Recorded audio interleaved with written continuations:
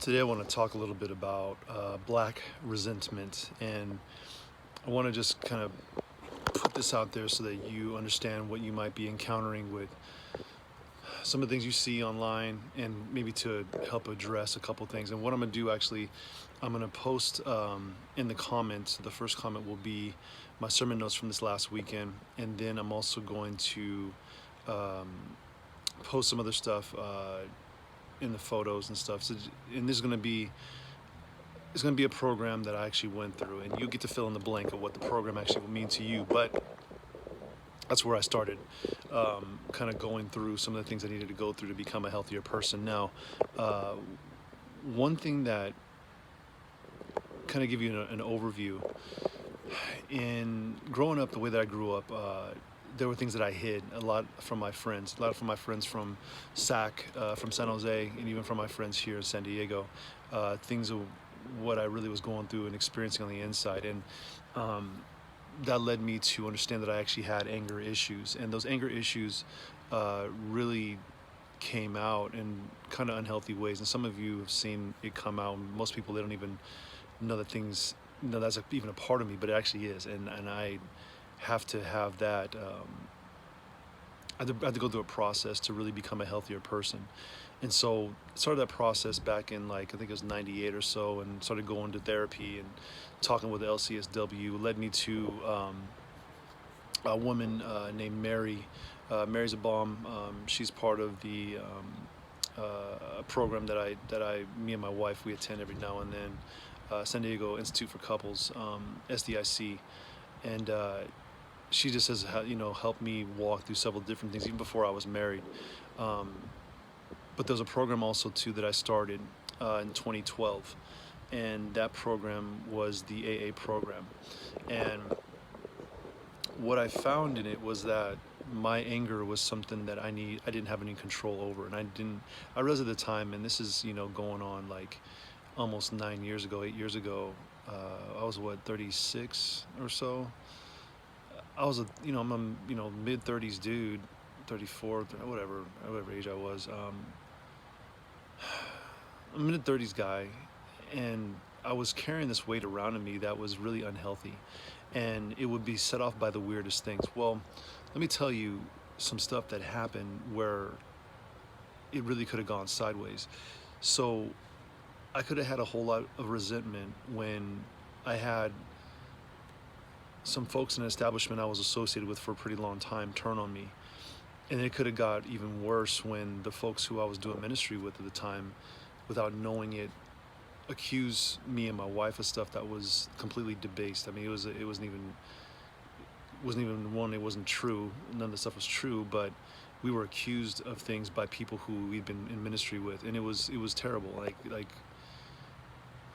these are people who were calling themselves my friends, but then they turned on us because a false narrative was put out there about us.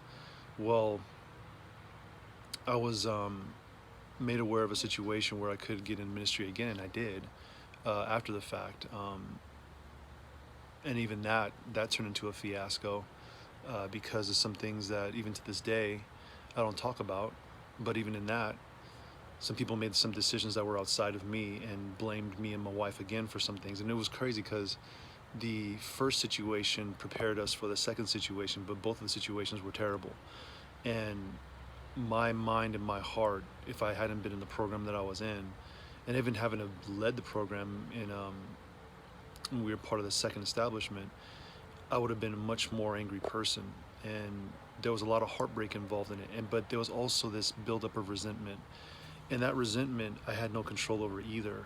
And I had to really go through the program to actually study it and get involved with it and literally, attend meetings and stuff, and to sit with people who were going through it as well too, but they were going through it for alcohol. And me, I mean, I kind of did a program when I was going through me and my detox with drugs and stuff, but this is a different one. This is about my heart and my soul. I'm trying to, I'm being a little bit more transparent about this stuff because the one thing that I'm noticing is that there's a lot of black people out there who have a hidden resentment toward white people. And it's all based on their experiences of white people or anybody else, even black people as well too, that they carry into their relationships as like an undertow. And when they're pressed in like societal issues that are happening right now, they turn out on white people. They turn out on anybody that doesn't agree with them or hold to the same truth that they hold in their heart, which is why they're so upset with folks who look different. And it's a resentment that's uncontrollable. I mean, look at it right now. People are doing things right now that are uncontrollably crazy, and they're basically saying, well, these folks deserve it, and I deserve to be able to do what I want. No, you don't. And to press that onto other people and to say, well, you look like this, you should have the same. I don't have to have freaking anything nobody else wants me to have. I own me, okay? I don't need to own anybody else's resentments. And having been on the receiving end of that by people who were calling themselves Christian and then have been so freaking evil to us for no freaking reason, didn't even know our story. I mean, in even having gone through what we went through in January of 2016, it was terrible, man. And none of this stuff was regarded for us. But I couldn't hold on to it with like the resentment and the anger, because it would have been totally unhealthy. And I still go through the process where I got to like really give it over all over again, because it wells up sometimes.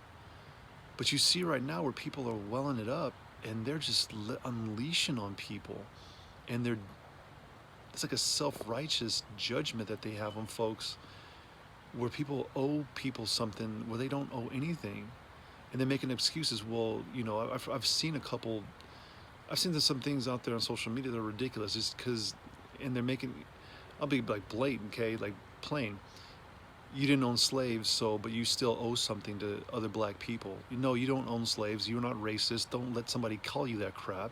And when somebody who's black does do that to you, you tell them to their face, I'm not, and leave me frickin' alone. You have somebody who's Mexican, and then they, you know, getting beat up by black dudes or black women, and it's like, why do you do that? Does the world owe you something? The world don't owe you frickin' nothing. It doesn't owe you anything. And why does it owe you anything? Because God has actually given you everything. And you live in the greatest nation in the world. Even with this bumps and bruises, you still live in the greatest nation in the world, where you can still pursue the desires of your heart. And that's what I decided to do. I didn't want to be angry with people. I didn't want to hold that stuff in my heart. And so I didn't. And God's taken me to places I never thought I'd go. And made me into a man that I never thought I would ever amount to. And so some folks get upset about it. Some people like it. I really don't care. Honestly, I don't. I'm here because God's put me in this place to honor Him. And there are people here who understand that. And there's other people here who want to fight against it. And I really don't care. I don't care the people who want to fight against it. Because I'm going to speak out the truth according to Scripture that I've read, according to Scripture that I put into my heart, and according to Scripture that I've allowed to integrate into my spirit. And anybody else that has the issues with this stuff, that's their issue. It's not mine.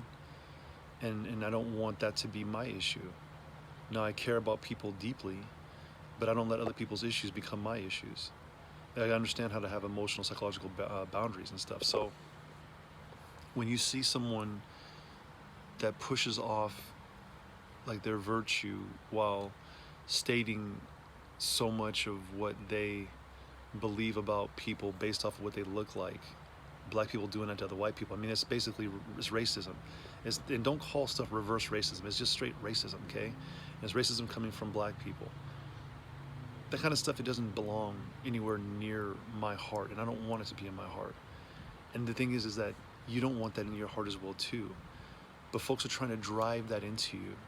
And so you have to understand something, like, to allow white guilt or Mexican guilt or Asian guilt or whatever it is to fall upon you because of black resentment, you are allowing something to come over you that doesn't belong to you, and that is very unhealthy. And I've had personal conversations where I just don't play the game. I don't play that game. And you don't want to play the game either, but you have to be aware of this. And you have to be able to protect yourself against it, whether it be like emotionally, psychologically, sometimes even physically. You have to be able to protect yourself. Because if you don't, there are folks out there that want to take advantage of you.